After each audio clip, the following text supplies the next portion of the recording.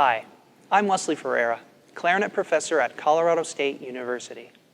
And today I'm going to discuss ways to help you prepare for this year's Colorado All-State Band and Orchestra audition. In this video, Rose Etude No. 6 will be our focus. When preparing for an audition, it's important to try to determine what the particular musical selection chosen is meant to highlight.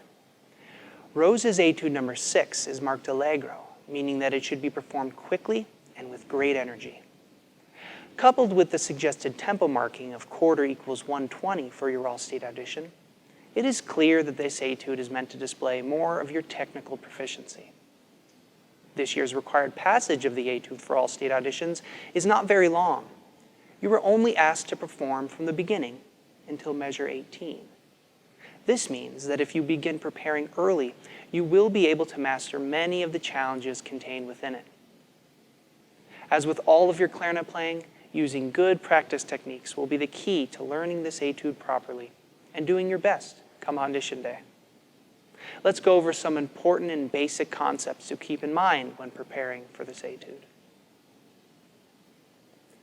In recent years, scientific studies have confirmed that the key to a successful performance is for a musician to first learn the piece of music through slow and deliberate practice.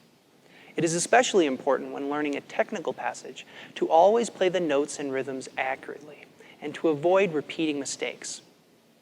I suggest that you first learn this etude by playing it all slurred. Practice with the metronome set at a slow eighth note subdivision, so that you can keep track of your progress as you gradually increase the tempo. For example, you might start practicing as slow as eighth note equals 80.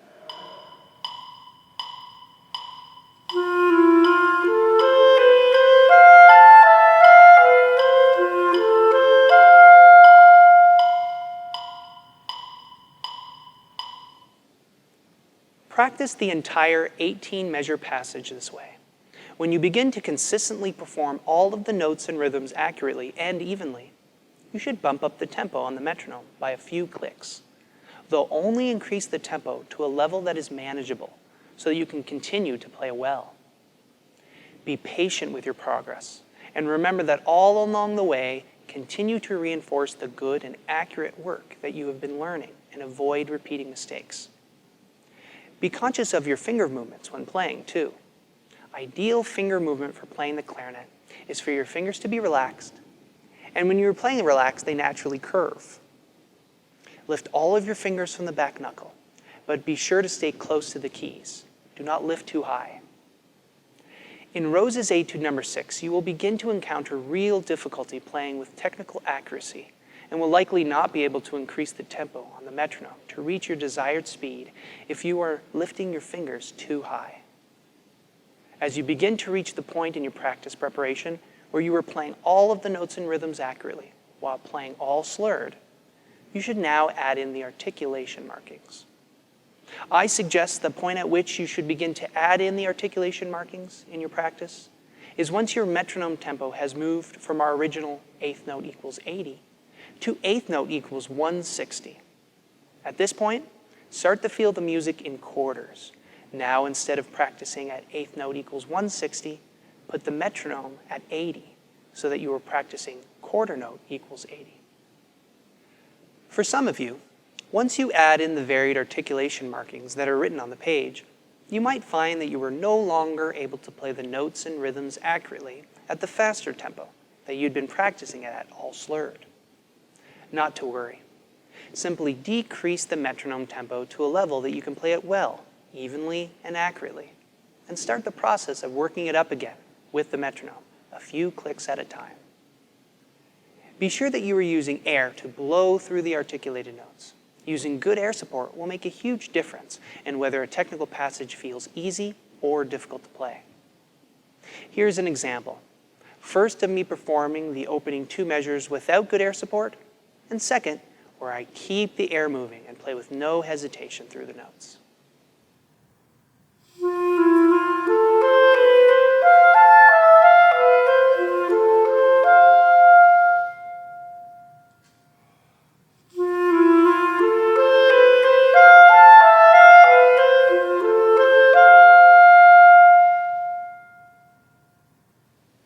This etude does present a few specific issues and pitfalls that I would like to address. First, there are a few tricky fingerings, and the passage in measure 5 and 6 may pose the biggest challenge. I suggest that you use the side F sharp in measure 6, so that your movement from F sharp to E sharp back to F sharp looks like this. It's important to practice these two measures, measures 5 and 6, with a technique that I call finger first. I'll demonstrate. First, practice articulating the first note in measure 5. It's an F sharp. You'll notice that in order to make this note sound, you need to remove your tongue away from the reed and then place it back on. Next, while your tongue is on the reed after having played the bottom note, the F sharp, quickly play the fingering for the next note, the C natural. Once you have the fingering for the C natural in place, you remove your tongue from the reed and make this top note, that C sound.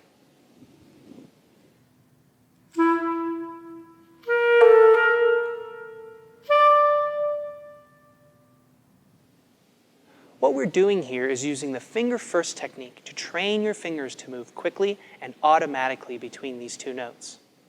The automatic finger first connection is perhaps the most important aspect to practice in this passage, and it can be employed in various parts of the entire etude. Here's a demonstration now of measures 5 and 6, including my use of the side keys to play F sharp in measure 6. I'll play the passage slowly, with pauses to demonstrate the finger first technique.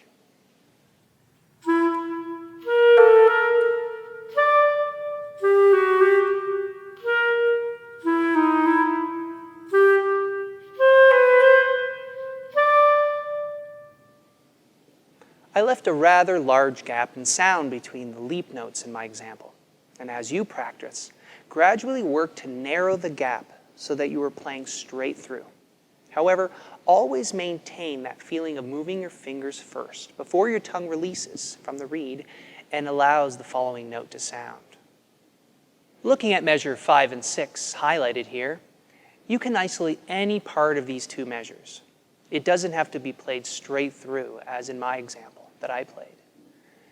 In fact, I expect many of you will want to isolate and work on the connection between notes, especially in the first beat of measure 6. Another pitfall in these two measures is found on beat 2 of measure 5. Take a look. It's important not to wiggle your fingers and wrist too much between the throat A to G sharp, back to A. If you were to wiggle your fingers and wrist too much, as so, you'll likely find that when you try to increase the tempo, that there will be too much movement to allow you to play quickly at your desired speed. Keep your wrist movement to a minimum. I teach all of my students to play the throat A in the natural curve position, and then your G sharp should be played with the middle knuckle, while you keep your finger more straight, like so. The movement in measure 5, then, would appear like this, back and forth. There may be a slight movement of the wrist, but as you can see, it's pretty efficient.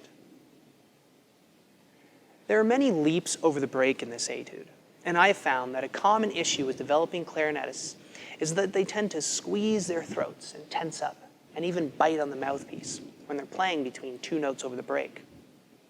This habit stems from our early years, when some of us first learned to get the notes over the break to sound by squeezing them out. This habit often continues as you progress, and it gets in the way of playing anything technical. I'm going to show you a technique that I have my students work on to help them combat this bad habit. I call it playing down the 12th. It requires that you play any passage in which you notice that you were using tension over the break and play it down the 12th. This means that while you finger the notes that you see on the page, you do not press the register key.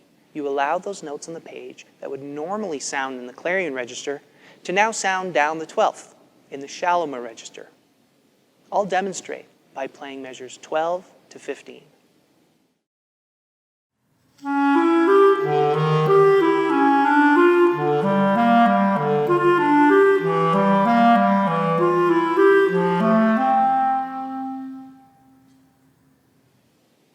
Instinctively, you will know that in order to allow for a smooth connection between the last note of the shallow register and the following note, normally played over the break, but this time played down the 12th, that you will need to relax in order for the note to sound down the 12th. This is the opposite of what you might normally do, get tense. And so, after you've practiced the passage and feel comfortable playing it down the 12th and listening for and feeling the smooth connection between notes, you now play it with the register key. But here's the thing. You must continue to feel that you are going to play down the 12th and expect to play down the 12th. It helps if you pretend that your thumb is an independent person. Every part of you is thinking and feeling that you are going to play down the 12th as you had been practicing. And then your thumb independently presses the register key to bump up the notes and make the passage sound as written. This technique works. I've seen consistent and remarkable results for many students throughout the years.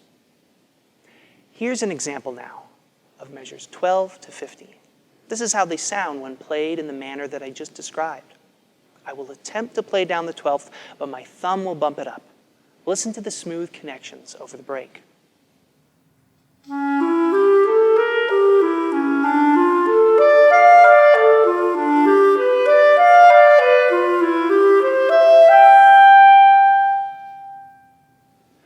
I want to give you another suggestion for practicing the technical aspect of this etude. What do you do when you've practiced slowly and deliberately while using the metronome to bump up your tempo gradually, but find as you reach the faster tempo that you begin to struggle with the licks, especially in certain measures? At this point, it's time to isolate the treble spots and employ a practice technique called alternating rhythm. Let's use measures 12 to 15 again as an example. If your fingers are not moving automatically and effortlessly between notes, then you've found a wrinkle, and this is good. This means that you have recognized a problem, and here are the tools to deal with it. Let's iron out that wrinkle. Practice this passage by playing all slurred and alternating the rhythm in these 5 ways. First, swing it, or play the first note long and the second note short. I'll demonstrate slowly.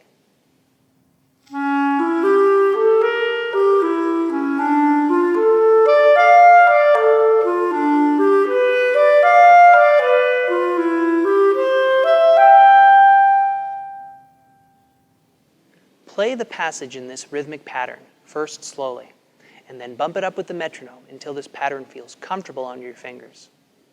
Next, you reverse the swing rhythm, playing the first note short and second note long.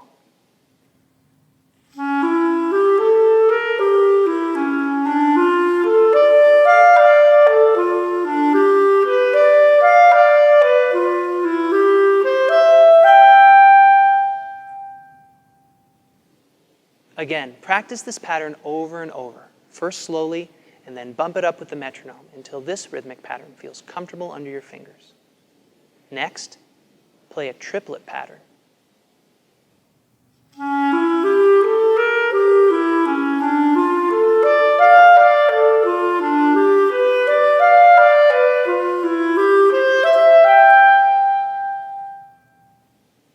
This pattern is tricky for many people at first, mostly because the patterns on the page are beamed in groups of 4, but stick with it. If it's tricky for you, it means that you found a big wrinkle and that you need to iron it out. After working this pattern up until it's comfortable under your fingers, you now move to the 4th alternating pattern.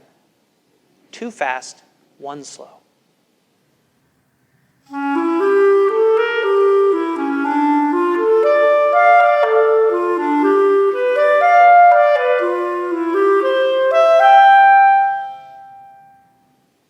After practicing the 5 alternating rhythmic patterns, you should then go back to playing this passage straight, as written. If you spent the time practicing to make each of the 5 alternating rhythmic patterns feel comfortable and smooth, then you will find that when you go back to playing the straight pattern, that it is now much easier. It's amazing, really. There are many passages in this etude where you can employ this practice technique, and you'll find that it works best when it's used to isolate 4 to 5 note chunks. It takes a lot of patience to practice this way, though, but it really works. Do it. Since the etude is asked to be played at or near a suggested tempo marking of quarter equals 120 for your All-State audition, some of you might be able to play the passage in one breath, though I suspect that only a handful of you might be able to accomplish this without having tension creep into your tone as you're running out of air. Therefore, finding breathing spots is necessary. Rose's book of 32 etudes is actually based on an oboe etude book by Franz Fairling. And although Rose adapted some of Fairling's material, he may not have fully considered adding rests where clarinetists would naturally need to take a breath. Unless you can make it all in one breath, then finding these breathing spots will be necessary. You have a few options. 1. You can find a few appropriate spots to take catch breaths. These are quick breaths in between two notes, where you do not have to add too much time to the continuous pulse. I have marked in one good spot in measure 6 with a red line. 2. You can find a few appropriate spots to leave out a note and breathe instead. This is not ideal, but it is sometimes necessary. I have marked in one possible spot in measure 13 with a red parenthesis around the note to omit. 3. You can find one appropriate spot to stretch time in order to allow for a full breath. I have marked in a good option in measure 11 with a red squiggle mark, and here I will demonstrate, starting in measure 8.